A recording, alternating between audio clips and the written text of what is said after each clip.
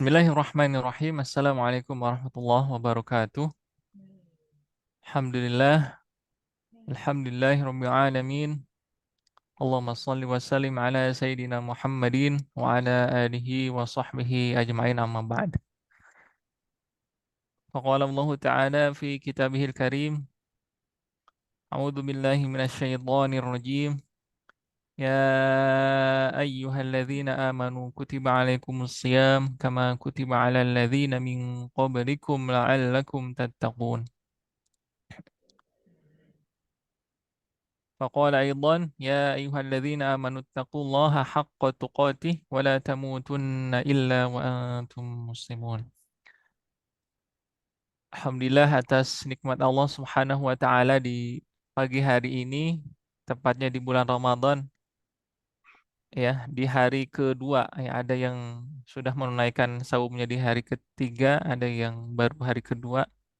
Kita sama-sama saum, artinya ya, kita di sini sedang dilatih ya ketaatan kita kepada Allah SWT, karena Allah ingin menyeleksi, sebetulnya Allah ingin menyeleksi hamba-hambanya ya, hamba-hambanya makhluk ya, kaum muslimin, ingin menyeleksi siapa di antara makhluknya ini, kaum muslimin yang bertakwa kepada Allah SWT. Karena daripada tujuan saum itu adalah menghadirkan sifat takwa. Jadi takwa dalam segala aspek ya, takwa dalam setiap kondisi. Kata Rasul, ittaqillah haitsuma kunta. Bertakwalah kamu dimanapun kamu berada. Jadi tujuan saum itu adalah hadirnya takwa dalam diri kita. Itulah yang kemudian esensi dari saum itu, hadirnya takwa di dalam kehidupan kita. Oleh karenanya kan di dalam sebuah hadis disebutkan banyak orang yang melakukan qiyam, berdiri melaksanakan sholat, ya, sholat tarawih atau sholat tahajud. Banyak orang yang melakukan saum, tapi itu semua saumnya, qiyamnya itu hanya menahan haus dan lapar saja. Ya, tidak berdampak atau tidak berefek kepada kehidupannya. Tidak hadir sifat takwa di dalam dirinya. Oleh karenanya, ya di bulan Ramadan ini kita bukan hanya sekedar melaksanakan aktivitas amaliyah yang sifatnya nafilah ataupun sunnah, tapi juga kita menunaikan kewajiban yang lain yang Allah perintahkan, yaitu menuntut ilmu. Dan alhamdulillah di pagi hari ini ya, kita masih bisa berikhtiar untuk menunaikan kewajiban itu, yakni menuntut ilmu agar kita semakin takwa, akan semakin bertambah ilmu kita, upgrade dan juga bertambah keyakinan kita kepada Allah Subhanahu wa taala. Ikhwan Fiddin rahimakumullah. Alhamdulillah di sini sudah hadir beberapa ya. Nah, ini sebetulnya kita ingin melihat seberapa jauh intensitas eh, kehadiran di waktu subuh ini di bulan Ramadan. Nanti kita evaluasi apakah tetap terlaksana eh, kajian ini ya, kelas ini, atau diliburkan. Nanti polling ya sama admin. Di sini ada, alhamdulillah ada Pak Edi ya, Pak Edi, ada Bu Lili, kemudian ada Pak Idris, ada Bu Rika, ada uh, Anissa, Bu Anissa, ada Pak Rizky. Mudah-mudahan kita semua istiqomah di jalan Allah ini. Amin ya Allahumma alamin. Baik. Sebelum lanjut, ini semua hadir biar saya nggak ngomong sendiri ya. Oleh yang hadir chat di kolom komentar atau saya hadir insya Allah.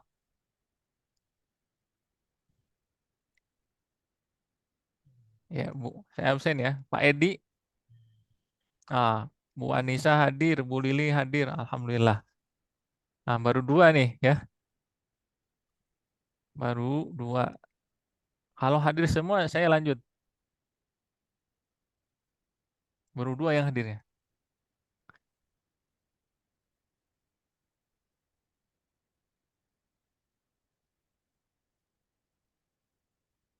Ya, yang hadir dua pun tetap dilanjut ya.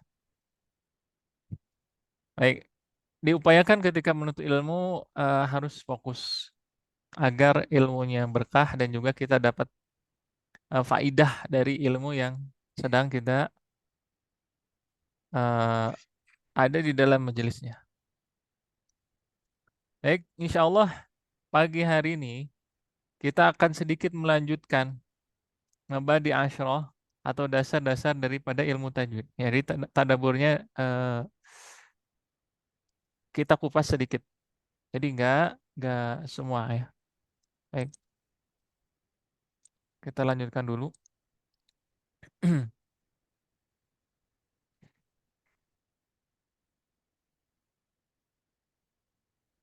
Ya, terakhir sampai lahan ya, sampai lahan. Nah, ini kita belajar ini kenapa? Kita belajar nabadi atau dasar-dasar dari ilmu itu, khususnya ilmu tajwid itu apa? Agar kita terhindar dari kesalahan di dalam baca Al-Quran. Dan juga agar munculnya motivasi di dalam belajar. Karena banyak orang yang tidak mengetahui dasar-dasar dari ilmu yang dipelajarinya itu, sehingga banyak orang yang berguguran, banyak orang yang tereliminasi, banyak orang yang syahid. Oh, istilah lainnya muntaber, mundur tanpa derita. Ya. Itu karena apa? Karena tidak diketahui terlebih dahulu dasar-dasarnya, inti-inti dari ilmu yang akan dipelajari, yang dipelajarinya itu tidak diketahui terlebih dahulu. Sehingga langsung masuk semangat dengan semangat yang tinggi ya, dengan modal niat dan semangat yang tinggi itu pun tidak cukup di dalam menuntut ilmu ternyata. Dalam menuntut ilmu itu banyak hal yang harus kita persiapkan. Selain niat, semangat, himmah ya, kesungguhan, kita perlu kesungguhan. Nah, ketika menuntut ilmu fokus, itu kesungguhan, harus hadir di sana. Hadir jiwa kita, hadir fokus kita, ya pikiran kita tuh hadir di sana, dua-duanya. Kalau istilah yang lainnya jiwa raga kan itu ya. Jiwa raganya hadir saat menuntut ilmu itu. Jadi tidak kemana-mana. Atau misalkan dalam waktu bersamaan menuntut ilmu gitu kan. Itu nggak bisa, nggak konsen pasti. Pasti ada salah satu yang dia eh, nyimak di majelis itu. Makanya harus fokus. Himmah perlu kesungguhan. Ya, itulah yang kemudian eh, kenapa para ulama dahulu itu sukses karena ada himmah, ada kesungguhan di dalam belajar sehingga para ulama dulu itu menguasai beberapa bidang ilmu, bukan hanya satu cabang ilmu saja. Karena apa? Karena ada semangat, selain semangat ada himmah, kesungguhan, niat, semangat, kesungguhan, bahkan yang lainnya pun menjadi penunjang di dalam menuntut ilmu itu adalah seperti harta ya. Harta seperti rihlah menuntut ilmu kan, tolabul ilmi itu ke negeri yang lain kan itu. Atau misalnya kepada syekh kan itu. Atau kepada eh, majelis-majelis yang di sana ya kita ngambil ilmu, ngambil faidah, kita pun kemudian memberikan faidah kepada yang memberikan ilmu itu apa? Dengan harta kita. Insya Allah itu ilmunya berkah sampai eh, akhirat insya Allah. Nah, kita lanjut ya. Jadi secara global kita harus ketahui terlebih dahulu ilmu yang akan kita pelajari. Kemarin sampai berkaitan dengan kesalahan. Jadi fatal sekali kalau kita baca Al-Quran masih terdapat kesalahan, terutama surah Al-Fatihah. Al-Fatihah tidak boleh salah yang dapat mengubah makna. Kalau kesalahan kecil masih bisa, misalkan mantul Alhamdulillah, itu masih boleh. Tapi kalau kesalahan yang bisa mengubah makna, ya merubah huruf misalkan atau menambah huruf ya atau mengganti huruf dengan huruf yang lain, kemudian apalagi merubah harokat ya, kemudian mengganti harokat ya, mengurangi huruf, mengganti huruf dengan huruf yang lain, menambah atau mengurangi huruf ya, atau harokat juga, atau waqaf wal ibtida, salah berhenti. Fa'alam annahu la ilaha illa. Fa'alam annahu la ilah. Ya, ya yang ini ya. Allah tuh miskin katanya kan. Karena mulai dari awal yang salah. Innallaha faqiru wa nahnu aghnia. Sesungguhnya Allah itu fakir, miskin. Wa nahnu aghnia, dan kami itu kaya. Ini orang-orang kafir. Kalau diambil dari kalimat ini itu jelas bisa mengubah makna. Ibu memasak ikan di dapur. Kalau dipotong kalimatnya, ibu memasak ikan di dapur. Nah, ini ada aktivitas yang berbeda atau dua hal yang berbeda. Maknanya jadi ambigu, ya. Nah, ini pentingnya waqaf wal ibtida. Kalau sekarang ada Al-Qur'an waqaf wal ibtida itu dipermudah sebetulnya bagi ya orang awam. Ya, orang awam kebanyakan yang tidak mengerti bahasa Arab itu eh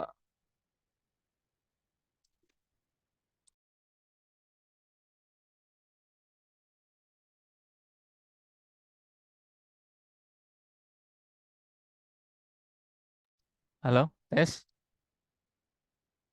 Ah, suara terdengar?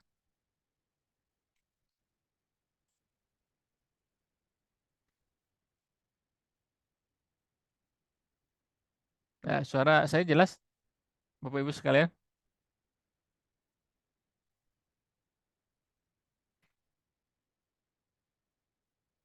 Jelas ya, alhamdulillah. Ya, kita lanjut.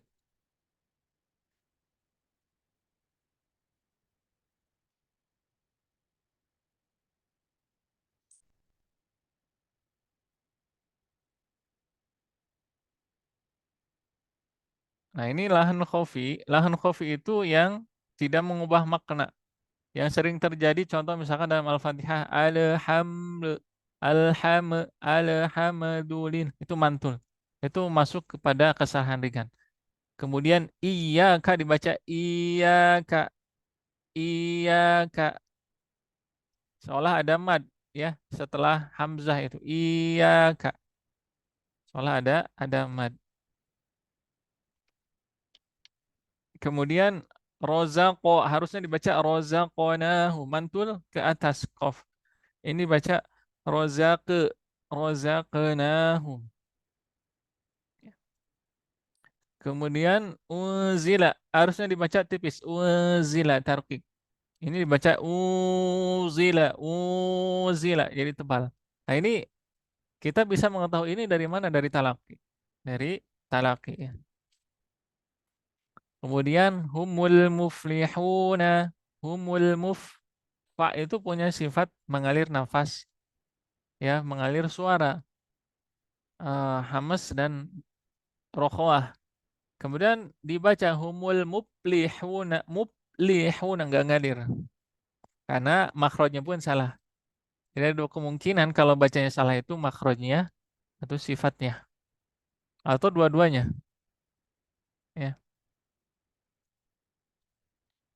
Ya, kemudian nah ini masuk kepada al-fadl, fadilah.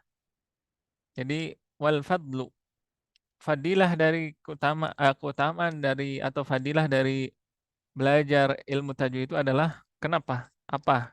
Fadilahnya itu adalah eh, salah satu ilmu yang paling mulia. Kenapa disebut paling mulia? Karena sebetulnya ilmu yang lain juga ya dapat memuliakan kita. Tapi ilmu tajwid ini adalah ilmu yang paling mulia karena berkaitan dengan Al-Quran, berhubungan dengan kalamullah. Jadi yang dipelajari terlebih dahulu itu bukan ilmu yang lain di dalam Islam itu sebetulnya. Ilmu tajwid. Kenapa? Karena eh, Rasulullah SAW ketika menerima wahyu Al-Quran di Gua Hiro, ya, di Gua Hiro, itu diajarkan oleh Malaikat Jibril cara membaca Al-Quran. Kata eh, Malaikat Jibril disampaikan, Iqra bismi rabbikal ladzi khalaq. Dan Nabi, ma'ada biqori. Saya nggak dapat membaca kan ini. Maksudnya nggak baca, nggak bisa nulis kan ini.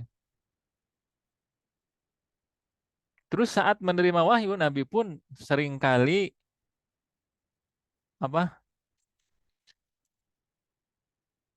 cepat-cepat di dalam membaca Al-Quran.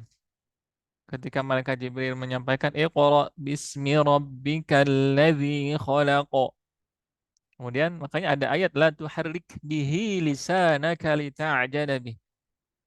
Jadi itu ayat menggambarkan pada waktu turunnya Al-Quran, Nabi senantiasa tergesa-gesa di dalam membacanya.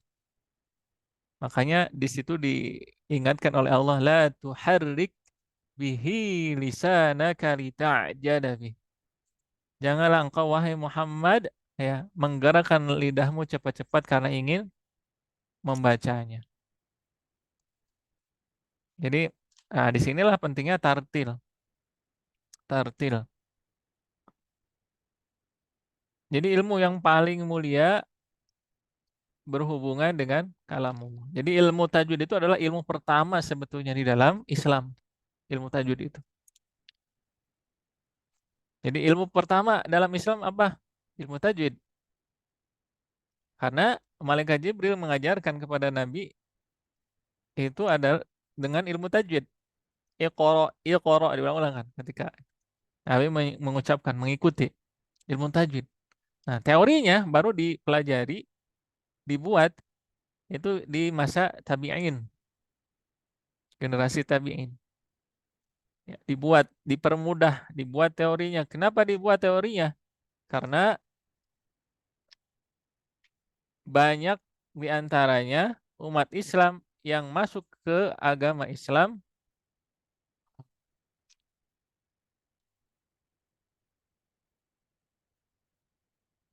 ya, banyak umat Islam yang masuk ke dalam agama Islam itu dari kalangan non-Arab yang tidak mengerti bahasa Arab.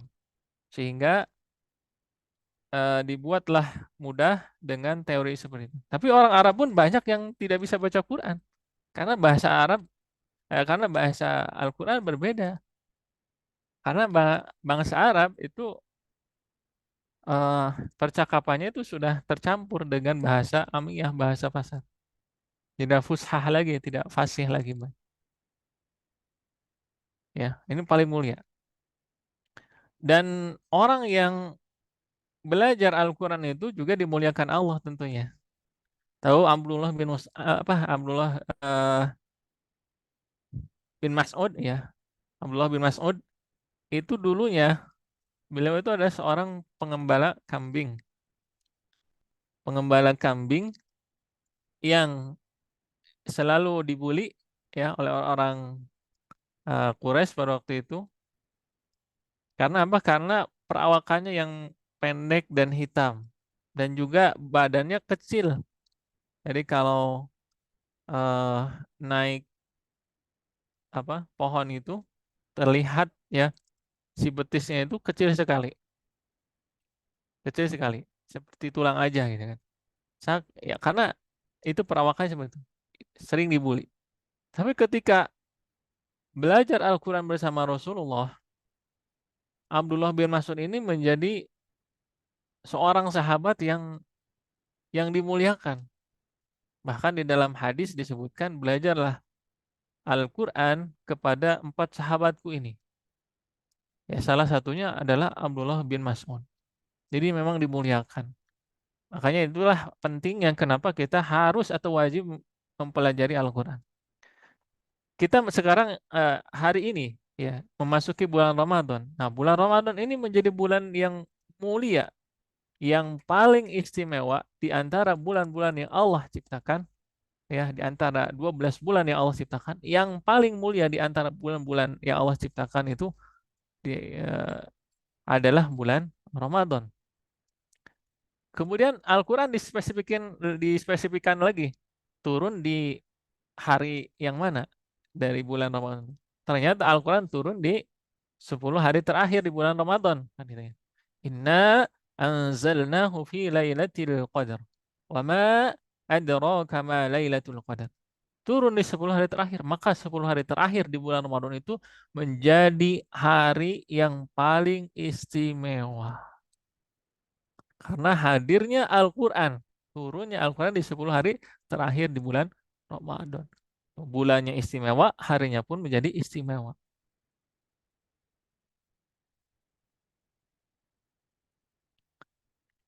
Nah, Al-Quran diturunkan kepada hambanya manusia, yaitu Nabi pada waktu itu, Nabi SAW.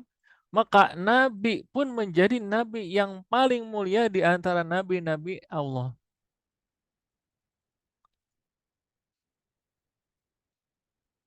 Inilah keutamaan daripada Al-Quran. Belajar Al-Quran, ilmu tajwid. Jadi kepada siapapun Al-Quran itu diturunkan, pasti Al-Quran akan membawa efek kemuliaan. Maka siapa yang nggak ingin menjadi orang yang mulia di sisi Allah, ya kalau dimuliakan Allah, maka ia akan dimuliakan oleh kebanyakan manusia. Jadi jangan mengharapkan kemuliaan di tengah-tengah manusia. Karena belum tentu kita mengharapkan kemuliaan di tengah-tengah manusia, mendapatkan kemuliaan di sisi Allah Subhanahu wa taala. Jadi harapkanlah kemuliaan itu di sisi Allah Subhanahu wa taala, maka Allah pun akan memuliakan kita di antara makhluk-makhluk. Nah, itu ya, ini Masya Allah keutamaan daripada uh, Al-Quran ya. Ilmu tajwid bagian daripada ilmu Quran. Yang pertama, ilmu yang pertama. Kemudian dalam surah Fatir ayat 29 disebutkan, innalladzina yatluna kitaballah wa aqamus shalah wa anfaqu mimma razaqnahum sirran wa alaniyatan yarjuna tijaratan lan tabur. Innalladzina yatluna kitaballah. Sesungguhnya orang-orang yang selalu membaca kitab Allah. Jadi di ayat ini ada tiga golongan, ya. Ada tiga golongan yang melakukan perniagaan atau melakukan bisnis dengan Allah Subhanahu wa taala. Siapa mereka? Mereka adalah yang pertama, yatluna kitab Allah. Mereka yang senantiasa membaca kitab Allah, Al-Quran. Nah, ini bulan Ramadan nih, kesempatan kita untuk membuat habit ya, Pak ya, Bu. Membuat habit. Jadi buatlah habit di bulan Ramadan ini, buatlah Ramadan ini menjadi bulan yang paling istimewa di antara bulan-bulan yang lainnya. Atau jadikanlah Ramadan kali ini menjadi Ramadan yang paling berkesan, ya, menjadi Ramadan yang paling berkesan. Jangan sia-siakan bulan ini, ya, karena bulan ini menentukan bulan-bulan setelahnya. Kalau kita sibuk dengan dunia, berarti kita tidak mempersiapkan hadirnya bulan Ramadan. Misalkan kita sibuk mencari eh, mempersiapkan Lebaran. Lebaran belum tentu kita hadir di bulan apa di saat Lebaran, tapi persiapkan sekarang ini. Apa saja aktivitas yang akan kita lakukan? Ya, termasuk ya kita konsentrasi kepada Al-Quran, belajarnya Al-Quran, tadaburnya Al-Quran. Jadi jangan dibentrokkan antara baca Quran dengan mengkaji Al-Quran, jangan. Karena itu adalah sesuatu yang berbeda. Nah, yang kayak gini adalah mengkaji Al-Quran nih, ya. Menuntut ilmu itu lebih penting daripada melakukan ibadah nafilah. Kenapa? Karena jangan sampai kita seperti orang Nasrani. Orang Nasrani itu terus melakukan ibadah, tapi dia beribadah dengan kesesatan. Kenapa beribadah dengan kesesatan? Karena tidak didasari oleh ilmunya. Jadi hanya ikut-ikutan kan itu ya, belajarnya tuh. Ibadahnya itu karena ikut-ikutan. Ramadan nih, 10 hari pertama di bulan Ramadan. Wah, masjid penuh. Tadarus subuh penuh kan itu ya. Tadarus itu wajar. Kenapa? Karena orang pada waktu itu banyak yang melakukan itu. Tapi coba lihat 10 hari kedua, 10 hari ketiga, semakin banyak atau semakin sedikit, semakin berkurang. Nah, itulah seleksi. Ya, itu yang kemudian ikut-ikutan di dalam ibadah, itu yang kemudian hanya bermodalkan semangat. Jadi dalam ibadah itu nggak boleh bermodalkan semangat saja, harus didasari dengan ilmu. Ilmu itu penting. Jadi ada tiga golongan yang berniaga kepada Allah Subhanahu Wa Taala, berbisnis dengan Allah Subhanahu Wa Taala. Siapa mereka yang berbisnis dengan Allah Subhanahu Wa Taala? Yakni mereka adalah yang membaca Al-Quran. Yang kedua adalah wa aqamus shalah, mendirikan sholat. Mendirikan sholat seperti apa? Mendirikan sholat itu adalah menegakkan hukum-hukum sholat. Menegakkan, karena sholat itu adalah tiangnya agama, berarti dia menegakkan din-din Allah Subhanahu Wa Taala. Artinya, dia melakukan sholat, tapi di luar sholat, dia tetap menegakkan din-din Allah. Nah, itu orang yang wa'aqamus sholah. Beda dengan orang yang melaksanakan sholat. Orang yang melaksanakan sholat, dia hanya sekedar melakukan formalitas ibadah, misalkan dari takbir, ruku, sujud, duduk di antara dua sujud, ya, dan seterusnya itu melaksanakan sholat saja. Setelah sholat, dia maksiat. Setelah sholat, dia zolim. Setelah sholat, dia melakukan curang, korupsi, segala macam, ya, ngambil hak orang lain. Itu sholatnya formalitas. Tapi yang dinamakan aqomus sholah di dalam ayat Al-Quran itu kebanyakan kan ya. Dalam surah Al-Baqarah kan ciri orang bertakwa itu apa? Dzalikal kitabu la raiba fihi hudal lil muttaqin alladzina yu'minuna bil ghaibi wa yuqimunas shalah wa yuqimun. Itu di beberapa ayat ketika Allah memerintahkan untuk sholat, mengerjakan sholat itu pasti ada iqomah. Aqomus sholah iqomatuddin, ya. Jadi menegakkan agama. Jadi mendirikan sholat itu sama dengan menegakkan agama. Nah, orang yang menegakkan agama, jadi dia bukan hanya saja di dalam sholat, tapi di luar sholat pun dia menegakkan agama. Hukum yang dipakainya Al-Quran, bukan hukum yang lain. Nah, itu orang yang menegakkan sholat. Kemudian wa anfaqu mimma razaqnahum sirran wa alaniyatan yarjuna tijaratan lan tabur. Yang ketiga adalah mereka yang bersedekah baik itu sembunyi-sembunyi ataupun terang-terangan. Nah, tiga kelompok inilah yang kemudian disebutkan di dalam surah ini, mereka semua yang membaca Al-Quran, senantiasa membaca Al-Quran, kemudian mendirikan sholat, dan juga yang berikutnya adalah berinfak, ya, secara diam-diam dan juga terang-terangan. Semuanya itu tiga golongan yang tadi itu adalah mereka yang dikategorikan sebagai yang berbisnis dengan Allah Subhanahu wa taala. Bapak Ibu yang dimuliakan Allah Subhanahu wa taala, inilah yang eh, disebut dengan keutamaan daripada Al-Qur'an. Jadi Masya Allah. Ya, berikutnya letak dasar al wal wadi'i al ismu. Letak dasar ilmu tajwid itu siapa? Oh, ya, peletak dasar itu ya Rasulullah pertama kali prakteknya. Nalori.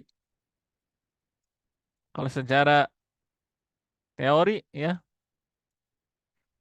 kalau secara teori itu ada Imam Ibnu Jazari. Ini sesuai dengan urutan ini ya. Ada Imam Abu Muzahim Musa bin Ubaidillah Al-Khaqqani ini yang kemudian disepakati oleh Al-Imam Ibnu Jazari sebagai orang yang pertama kali membuat nazom tentang tajwid. Di situ beliau berbicara tentang nasihat-nasihat kepada para qori, para pembaca Al-Quran. Jadi harusnya para qori itu seperti apa? Mereka bukan hanya saja pandai di dalam membaca Al-Quran, lancar seperti anak panah, ya. Jadi ini mengindikasikan baca Al-Quran seperti anak panah itu saking cepatnya sehingga kandungan-kandungan dari makna Al-Quran itu ya tidak masuk ke dalam hatinya. Jadi Al-Quran hanya sekadar di dalam lisannya saja. Nah, jangan sampai seperti itu kata beliau. Ya, seorang qari itu dia Al-Qurannya harus nempel ke dalam dadanya, dalam kolbunya. Tidak boleh ya hanya di dalam lisan saja. Kemudian ada ini Abu Aswad Ad-Duali, Abu Ubaid Al-Qasim, Imam Khalil bin Ahmad Al-Farahidi dan yang lain. Nah, nama tajwid itu banyak. Ada yang namanya tajwid, tajwid itu membaguskan artinya. Kemudian fannut tartil, fannut itu artinya fan ilmu, tartil itu tata cara baca Al-Quran dengan kaidah tajwid. Itu ya. Hakut tilawah sebenar-benarnya tilawah. Kemudian di Indonesia banyak dikenal juga tahsin tilawah. Tahsin tilawah itu tahsin memperbaiki tilawah bacaan, memperbaiki bacaan. Tahsin Al-Quran, tahsin artinya memperbaiki, Al-Quran juga artinya bacaan. Jadi Al-Quran itu artinya bacaan, ya. Al-Quran itu artinya bacaan. Kemudian yang berikutnya sandaran, dalilnya. Nah, dalilnya. Dalilnya di dalam Al-Quran, dalam hadis, qaul ulama, itu seperti apa? Ada nggak dalilnya belajar ilmu tajwid ini? Menurut Al-Quran, menurut hadis, menurut pandangan ulama, ada nggak dalilnya? Ternyata ada.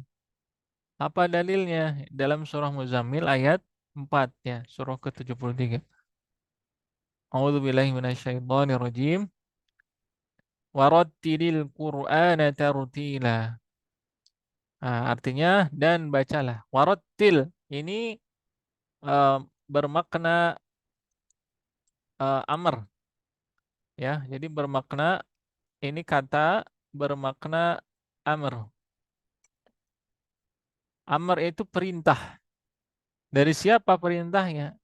Dari yang memberikan perintah. Siapa yaitu yang memberikan perintah? Allah. Jadi di sini Allah memerintahkan kepada siapa? Objeknya. Objek perintahnya kepada siapa? Kepada manusia, khususnya kaum muslimin. Warattil dan bacalah, ya.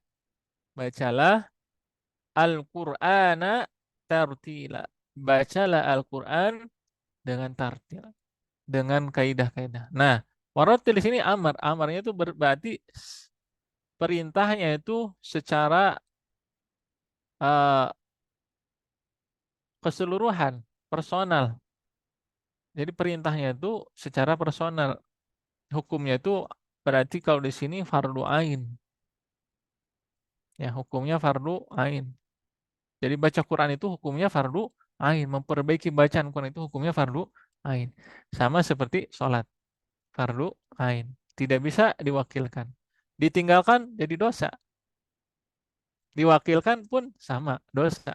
Karena tidak gugur kewajibannya. Karena hukumnya fardu fardu ain. Kemudian dalam hadis disebutkan annaha na'atat qira'ata Rasuli sallallahu alaihi wasallam ya an ummi salamata radhiyallahu anha mufassaratan harfan harfa. Bahwasanya Ummu Salamah ya itu beliau menyipati bacaan Rasulullah SAW yakni dengan membaca atau memperjelas huruf demi hurufnya. Jadi Ummu Salamah ini melihat Rasulullah membaca Al-Quran lalu menirunya, memperjelas huruf demi huruf. Berarti kalau gitu bacaan Rasulullah fasih. Ya, bacaan Rasulullah fasih.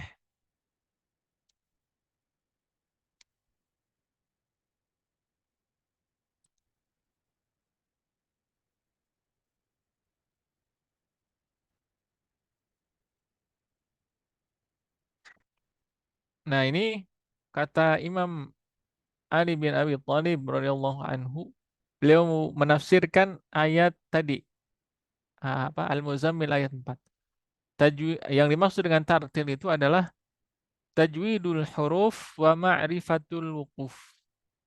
Ini yang dimaksud dengan tartil. Apa tajwidul huruf? Tajwid huruf itu adalah mentajwidkan huruf-huruf sesuai dengan kaidah tajwid. Wa ma'rifatul wuquf, dan juga mengetahui wakaf, ya, di mana harus mulai baca, di mana harus berhenti membaca.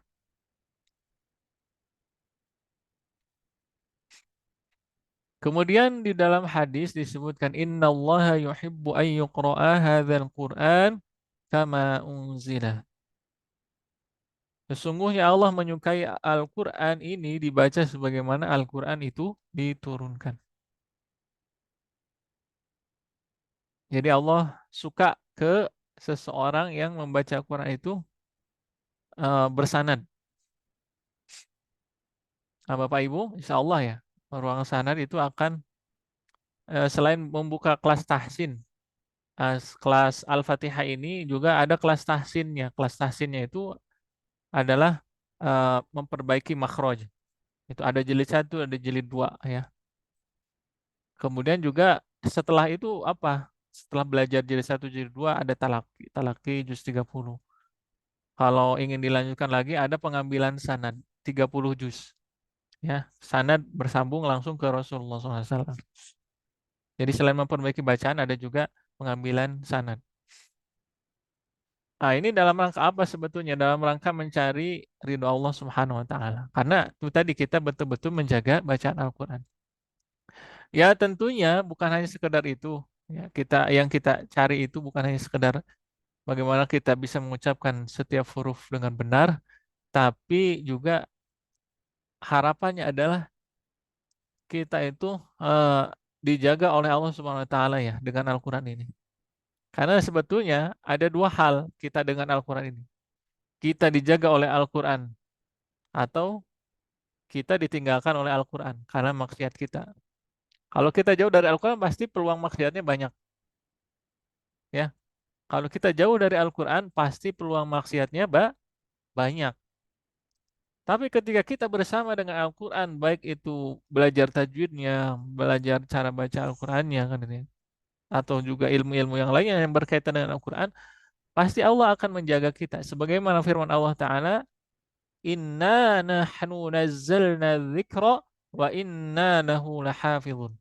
Sungguhnya kamilah yang menurunkan Al-Quran dan kami pula yang menjaganya. Ya Allah yang menjaga Al-Quran. Kalau kita bersama Al-Quran berarti Allah akan menjaga kita. Nah, pertanyaannya sejauh mana interaksi kita dengan Al-Quran? Sehingga Allah betul-betul hadir di dalam menjaga kita dalam kehidupan kita. Nah, itu PR-nya, ya. PR-nya di bulan Ramadan ini. Sejauh mana interaksi kita dengan Al-Quran sehingga kita mengharapkan kepada Allah kita dijaga olehnya. PR, ya, PR buat kita semua. Kemudian dalam hadis yang lain disebutkan Iqra'ul Quran biluhunil arabi wa aswatiha. Iqra'ul Quran, bacalah Al-Quran biluhunil arabi dengan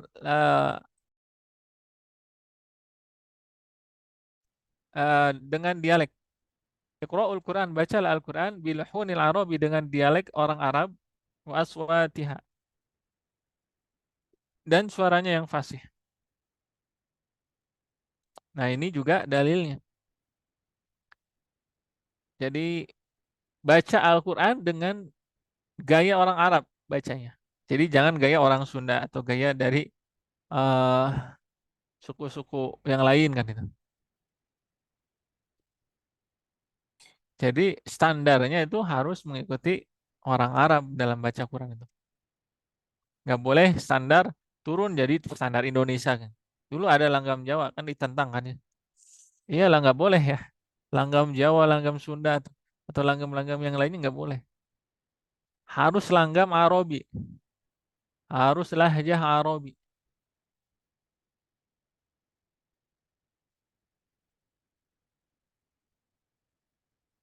Nah ini hukumnya fardu kifayah atau fardu ain. Nah kalau secara teori ya mempelajari tajwid itu hukumnya fardu kifayah. Jadi kalau bapak ibu ya, bapak ibu ada yang misalkan, Ustaz, saya ingin mengajarkan lagi nih Al-Quran ke peserta didik,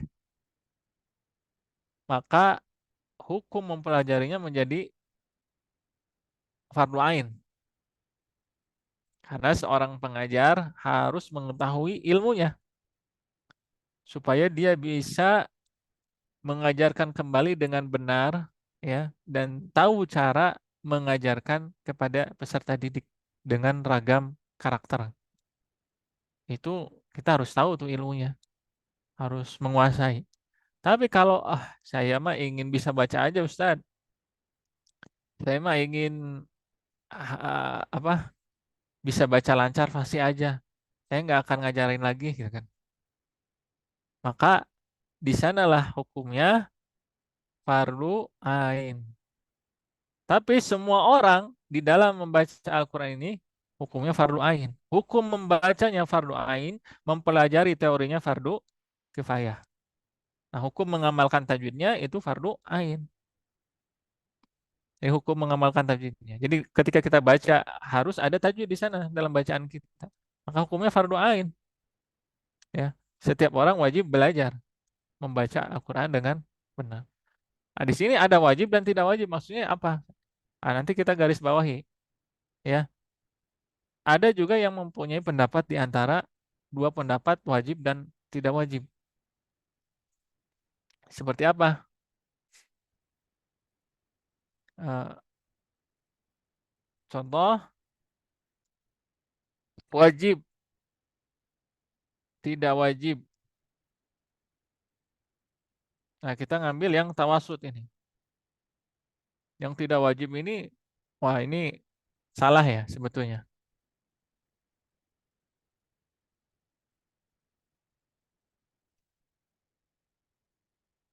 Nah, hukum mengamalkan tajwid di antara dua pandangan, tiga ya. Ada yang wajib, ada yang tidak wajib. Nah, kita ngambil yang eh, pertengahan.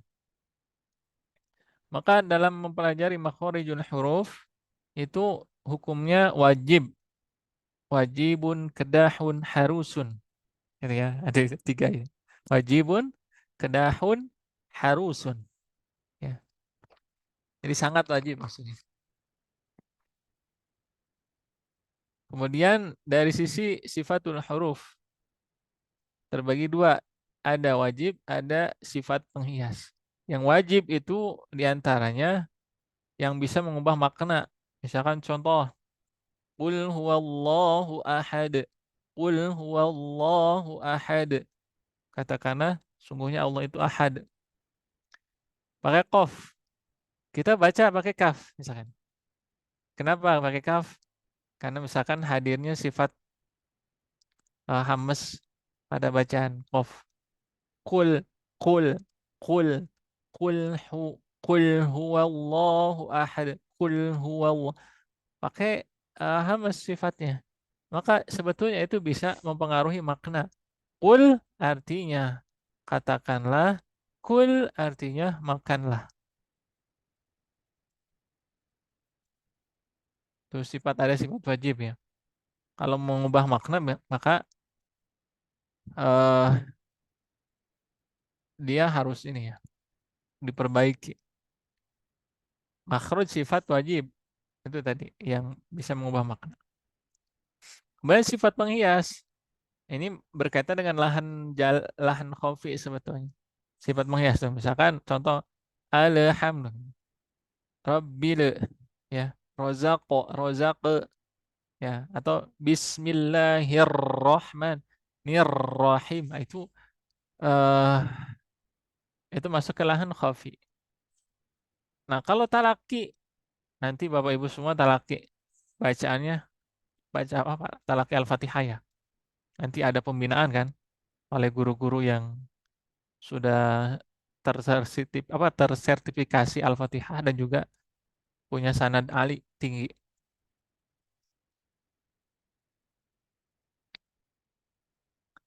Nanti ada pembinaannya di sesi berikutnya ya. Masih lama ya, 2 bulan, sebulanan lagi ya, gitu, kurang lebih. Nanti bisa dilihat di kurikulum. Nah, jadi ini wajib kalau talaki itu. Setor. A'udzu billahi minasy syaithanir rajim. Bismillahirrahmanirrahim. Alhamdulillahi rabbil alamin. Talaki diperbaiki di sungguh-sungguh wajib. Kalau salah koreksi. Kemudian dalam rangka tilawah maka wajib bagi para qori itu mungkin ya untuk yang hias yang sifatnya tadi yang lahan-lahan khofi itu eh, wajib bagi qori yang mungkin mah nggak boleh tidak misalkan ah ada tilawah ini misalkan gitu ya tilawah ini anda saya bacanya seadanya aja Alhamdulillahi Rabbil Alamin Ar-Rahmanir Rahim Maliki Yawmiddin Iyyaka na'budu wa iyyaka nasta'in Ihdinas siratal mustaqim. Nah, itu seadanya itu sampai hilang-hilang sifat apa dari huruf itu yang harusnya dengung 2 harokat ya sebentar. Contoh misalkan dengung wa ma unzila min qablik ya alladzina yu'minuna bil ghaibi wa yuqimuna sholata wa mimma razaqnahum yunfiqun wa mimma. Nah, itu kalau yang sudah qari mutkin itu wajib bacanya itu. Mau sendiri mau disetorkan bacanya wajib. Bagi orang awam maka tidak ada kewajiban. Tapi yang namanya kesalahan ya harus diperbaiki sifatnya. Mau yang wajib ataupun yang penghias apalagi makhraj. Nah, ini dalil dari Al-Imam Ibnu Jazari dari para ulama. Wal akhdhu bit tajwidi hatmun lazimu man lam yujawwidil Qur'ana athimu li'annahu bihi ilahu anzala wa hakadha minhu ilaina wasala. Wal akhdhu bit tajwidi hatmun lazim dan mentajwidkan Al-Qur'an itu amat sangat wajib. Nah, ini ada penekanan amat sangat wajib. Amat sangat wajib. Artinya ini eh, penekanannya tegas ya. Jadi hukumnya sangat sangat sangat wajib gitu. Jadi membaca Al-Qur'an dengan tajwid itu hukumnya sangat sangat sangat wajib. 3 kali sangatnya. Itu memberikan kesan penekanan bahwa hal itu wajib diupayakan oleh kita gitu. Malam yujawwidil Qur'ana athimu. Siapa yang tidak mentajwidkan Al-Quran maka athimu hukumnya dosa. Li'annahu bihil ilahu anzala. Karena itu ya, li'annahu karena mentajwidkan Al-Quran karena maksudnya li'annahu karena dengan tajwid lah ya Allah menurunkannya. Jadi ketika Al-Quran itu turun waktu itu di Gua Hiro kepada Rasulullah SAW ya itu beserta ilmu tajwidnya sepaket. Jadi ilmu tajwidnya nggak terakhir enggak, tapi sepaket. Jadi malaikat Jibril ngajarin dengan tajwidnya. Wahakadza minhu ilaina wasala. Dan dengan tajwid pula ia sampai kepada kita. Maksudnya secara berangkai, periwayatan sanad. Nah, belajar itu harus bersanad ya, supaya laulal isnad laqala man syaa ma syaa, kata ulama. Kata Imam Abdullah bin Mubarak, ya, laulal isnad, seandainya saja tidak ada isnad, ya, laqala man syaa ma syaa. Orang akan berkata seenak, ngarang. Berikutnya, alladzi yaqra'ul Qur'an. Nah, ini keutamaan dari orang yang mahir dengan orang yang terbata-bata dalam baca Quran. Ada dua tingkatan, ada tiga sebetulnya. Ya, ada tiga. Alladzi yaqra'ul Qur'an, yakni orang yang membaca Al-Qur'an. Wa huwa, dan dia adalah mahir. Jadi ada orang yang baca Quran, baca Qurannya mahir. Wa huwa mahirun bihi ma'as safaratil kiramil barah. Maka Allah akan perintahkan malaikat untuk membersamai orang yang mahir di dalam membaca Al-Qur'an. Malaikat apa? Malaikat kiromil barah, yang mulia dan taat untuk menjaga orang yang mahir dalam Al-Quran, mahir dalam bacaan. Jadi ini janji Allah ya, dijaga sama Allah.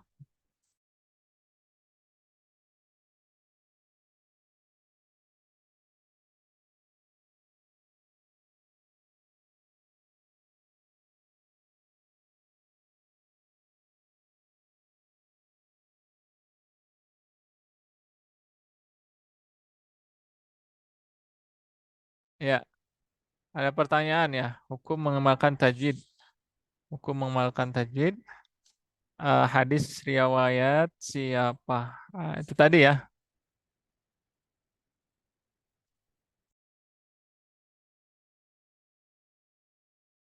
Nanti kita jawab ya.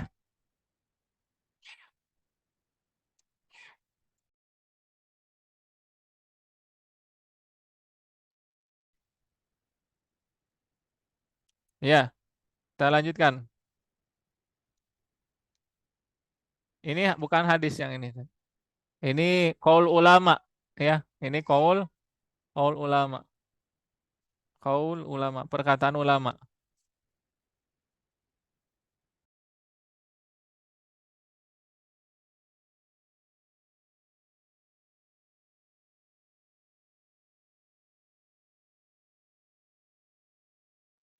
Ya,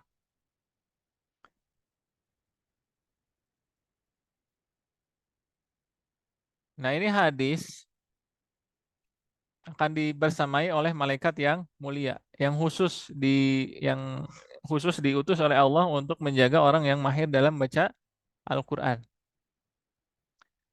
Kemudian walladzi yaqra'ul Qur'an, dan adapun orang yang membaca Al-Qur'an wa yatata'u fihi wa huwa 'alaihi syaqun lahu ajran.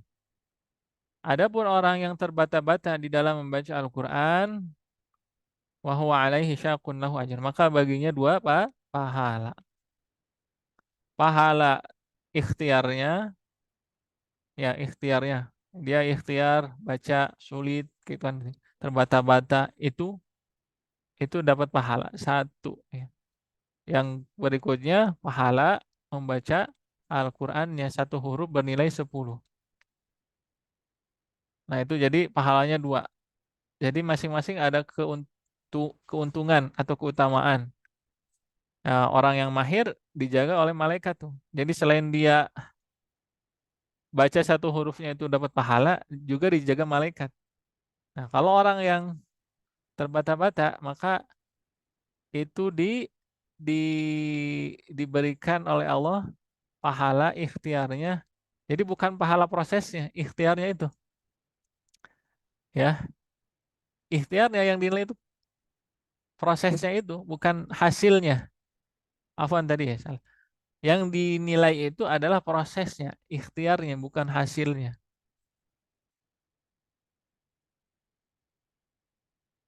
Prosesnya. Maka proses itu menjadi penting di dalam pembelajaran ini. Kan biasanya kan dalam pendidikan kita itu yang dinilai itu hasilnya ya. Ya kan? Hasilnya. Padahal hasil itu bisa dimanipulasi. Hasil itu bisa dimanipulasi. Misalkan di akhir apa ya? Di akhir ujian nasional misalkan. Itu kan yang awalnya biasa-biasa dalam kelasnya itu. Di ujian nasional nilainya bagus, kan bisa dimanipulasi. Jadi yang dinilai itu bukan hasil tapi proses. Ah, jadi ini nih ya, ibrohnya. Ada muhsin ma'jur, ada musi ma'zur, ada musi asim. Muhsin ma'jur itu tadi kategorinya mereka yang baca Al-Quran mahir. Maka ini baik kategorinya. Musi ma'zur ini yang terbata-bata. Ada ikhtiarnya.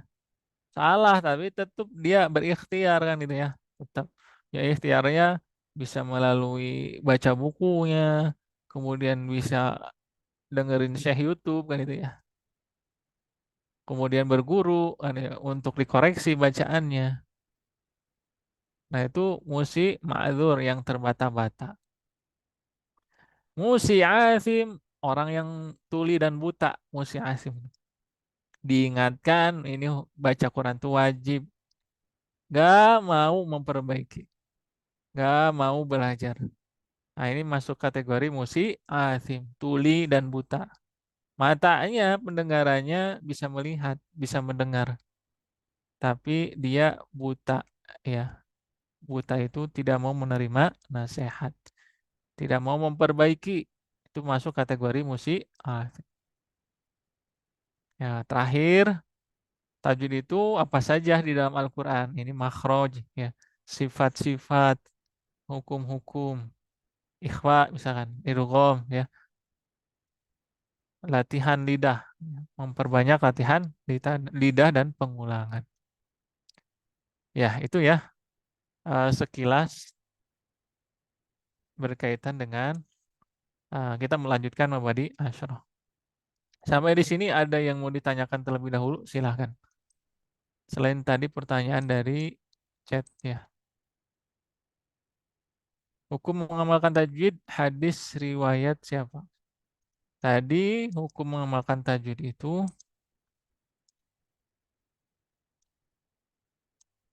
kalau tadi ada beberapa ya.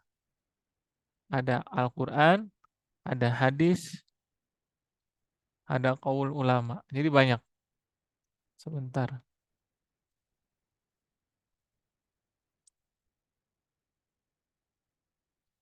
Nah ini ya, ini Al-Quran, ini hadisnya. Bahwa Rasul pun membaca Al-Quran itu dengan tajwid, memperjelas setiap hurufnya, makhraj. Kemudian ini ya, Imam Ali ya, sahabat Nabi ya ini, keponakannya Rasul, Ali bin Abi Thalib pun menafsirkan ayat tentang tadi. Kemudian ini hadis Allah menyukai orang yang membaca Al-Quran. Persis sama seperti diturunkan. Kemudian ini juga dari dialek orang-orang Arab fasih. Kemudian tadi didukung juga oleh qaul ulama ya.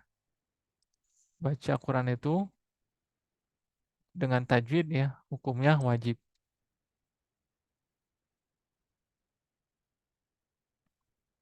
Ya, sampai di sini silakan kalau ada yang mau ditanyakan lagi. Ya, baik. Pakai apa perbedaannya, Pak Zamidun? Apa perbedaannya membaca Al-Quran pakai irama dan langgam Jawa? Langgam ya. Irama atau langgam itu sama. Jadi ada yang nyebutnya langgam, ada nyebutnya irama. Atau dalam bahasa Arabnya makomat. Makomat itu ini tadi. eh, ragam langgam, sebutnya makomat. Kalau ragam bacaan, perlu dibedakan nih. Ada ragam irama, ada ragam bacaan, ada ragam kiroah, ada ragam langgam, ada ragam apa eh, makomat, ada ragam kiroah. Perlu dibedakan dua hal itu. Nah, ragam makomat atau ragam langgam, macam-macam langgam atau macam-macam irama itu seperti contoh. A'udzu billahi minasy syaithanir rajim. Bismillahirrahmanirrahim. Itu lagam ros, langgam ros. Alhamdulillahi rabbil alamin. Ar-Rahmanir-Rahim. Langgam ros atau irama ros, makomat ros. Ada juga makomat bayat misalkan. Alhamdulillahi Rabbil Alamin. Ar-Rahmanir-Rahim. Maliki yaumiddin. Iyyaka na'budu wa iyyaka nasta'in. Itu makomat, langgam masuknya, irama. Kalau kiroah, ragam kiroah itu bacaan yang berbeda.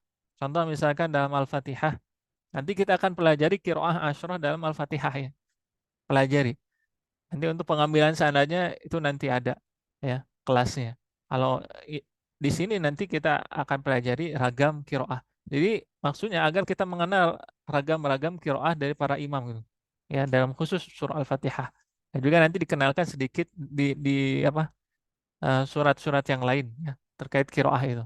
Jadi Al-Quran itu kalau dipelajari saja itu ilmunya banyak ya. Kalau mempelajari Al-Quran saja itu nggak cukup kita untuk belajar itu 4 bulan terus setahun enggak, karena banyak sekali ragamnya, langgamnya, cara bacanya kan itu, tajwidnya, kemudian ilmu-ilmu yang lainnya, tafsir, nasakh mansuh, nasi mansuh kan, dan juga ilmu eh, apa tuh ayat-ayat mutasyabihat kan gitu, muhkam mutasyabih, mutasyabihat.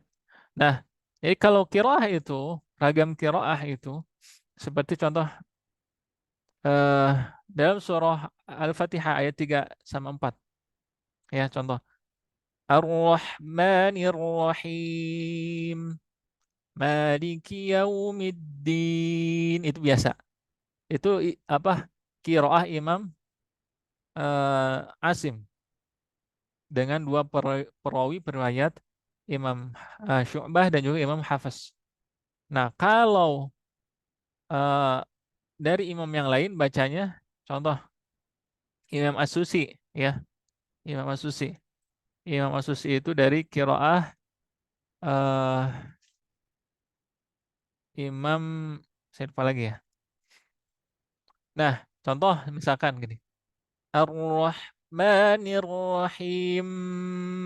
Maliki Yaumiddin. Itu 2 harokat. Ada yang 4 harokat. Ar-Rahmanir Rahim. Maliki Yaumiddin. Kemudian dalam surah yang lain, dalam ayat yang lain. Ihdinas shiratal mustaqim. Pakai zai. Itu ragam kiroah. Jadi beda ragam irama dengan ragam kiroah. Langgam irama dengan langgam itu sama ya, nafsul makna. Nah, maknanya sama. Mungkin yang dimaksud itu harusnya apa bedanya langgam dengan eh, tadi kiroah ya, langgam dengan kiroah. Kalau langgam itu irama-irama. Kalau kiroah itu bacaan, lebih kepada bacaan yang berbeda. Begitu ya, Pak Zamidun. Ya, Afwan. Ya, silakan kalau ada lagi.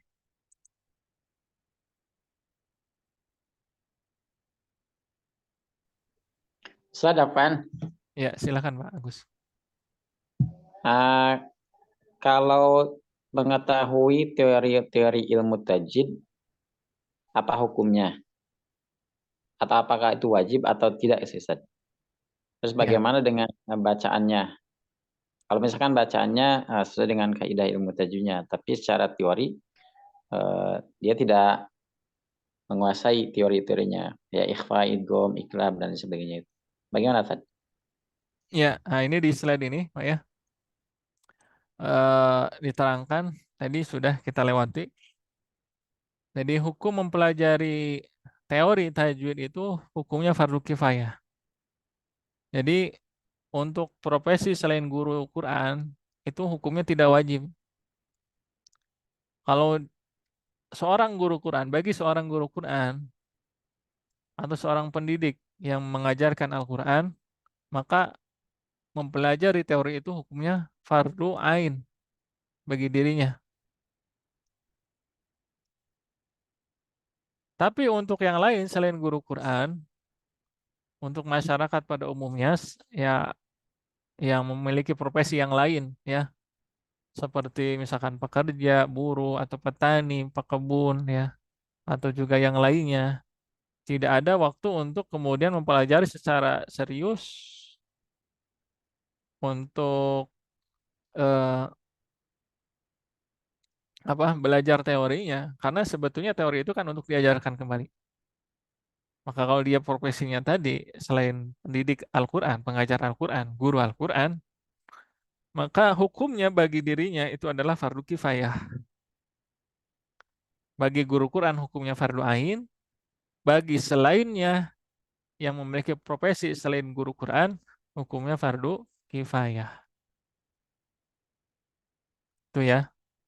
Nah, yang perlu digarisbawahi adalah mengamalkannya ini. Maka mengamalkannya itu bagi siapapun itu wajib. Ya, wajib nanti wajib dibagi dua lagi.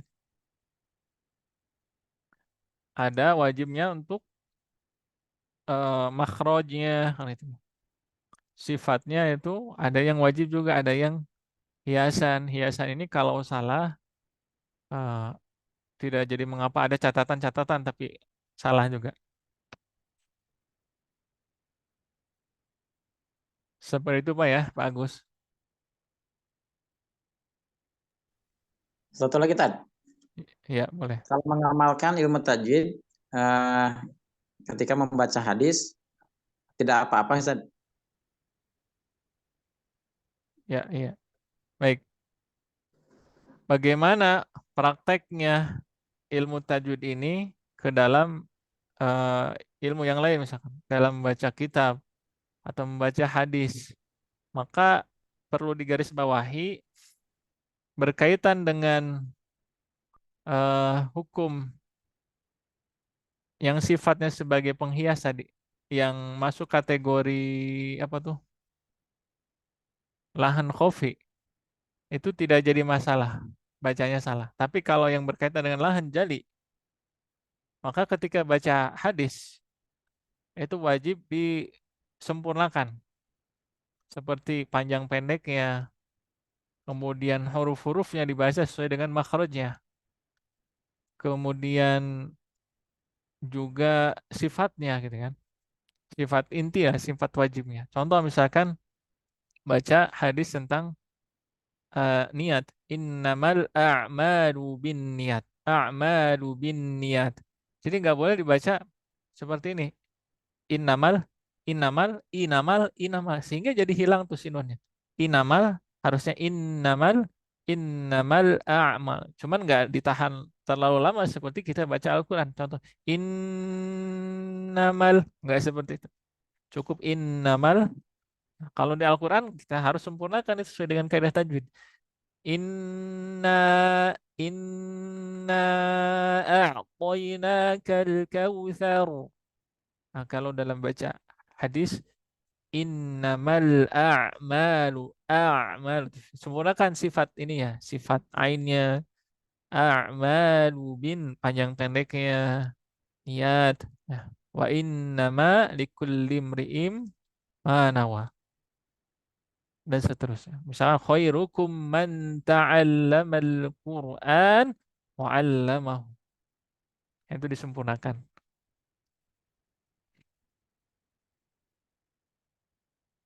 Ya, baik silahkan kalau ada lagi yang lain.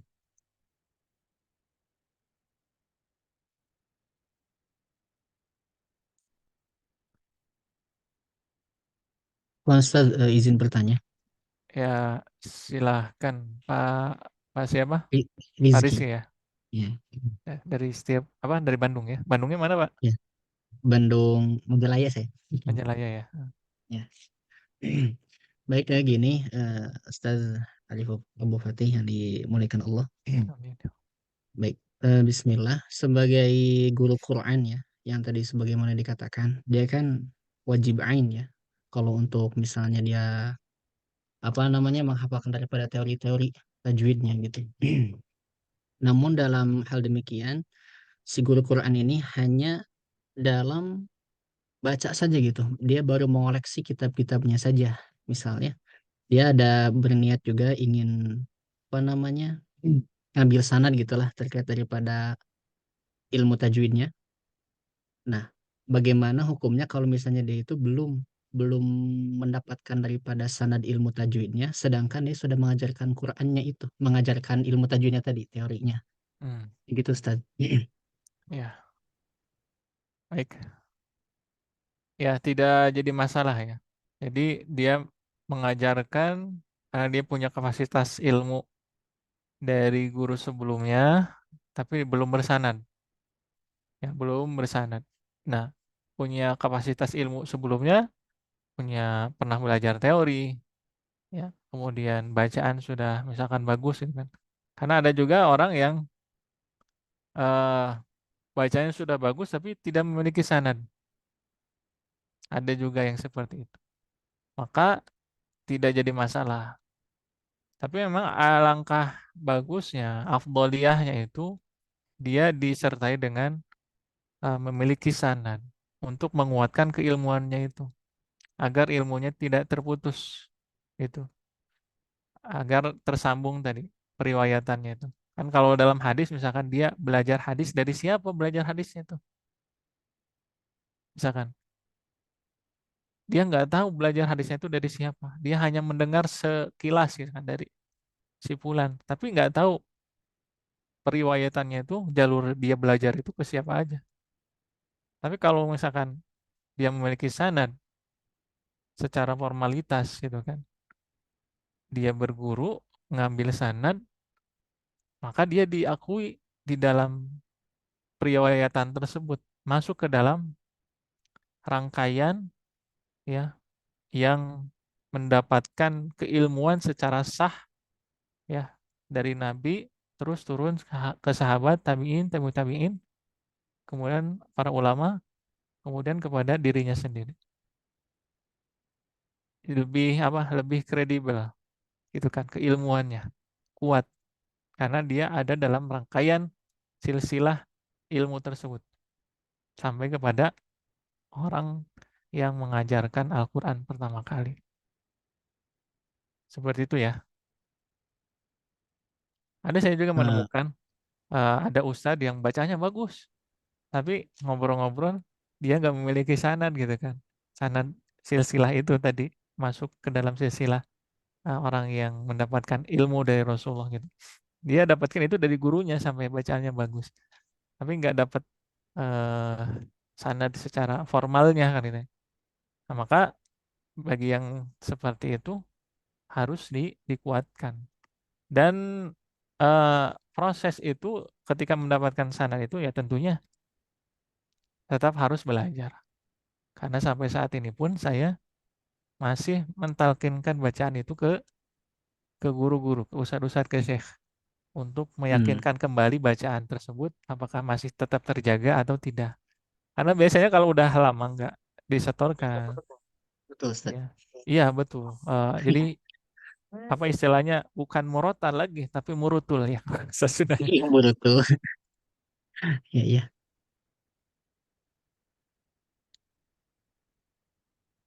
Baik, Ini lagi Ustaz, satu boleh. lagi mungkin.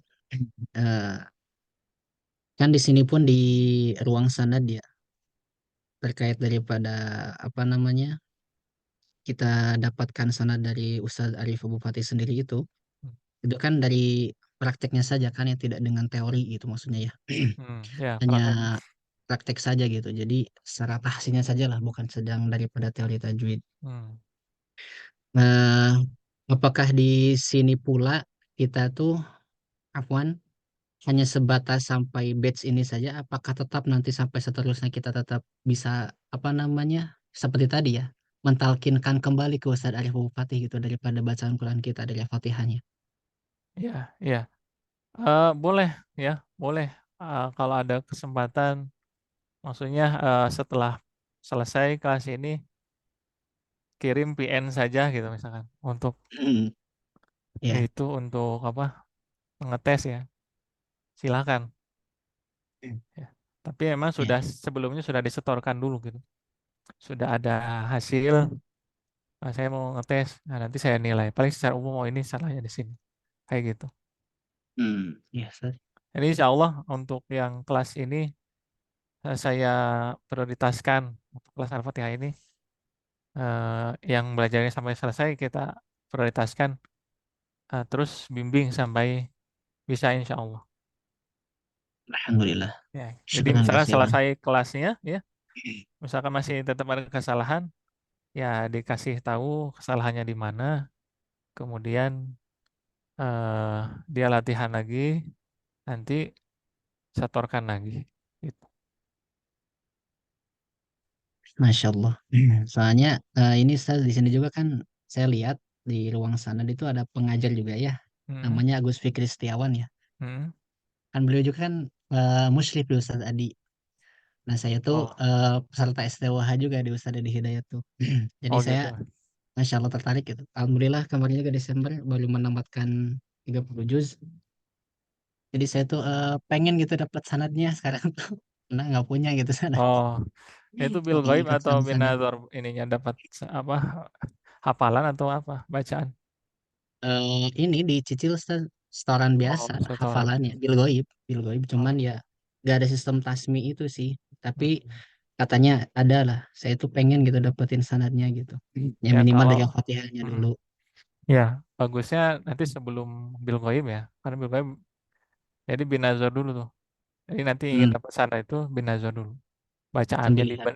dibenerin dulu kan, itu sama riwayat lah pengambilan.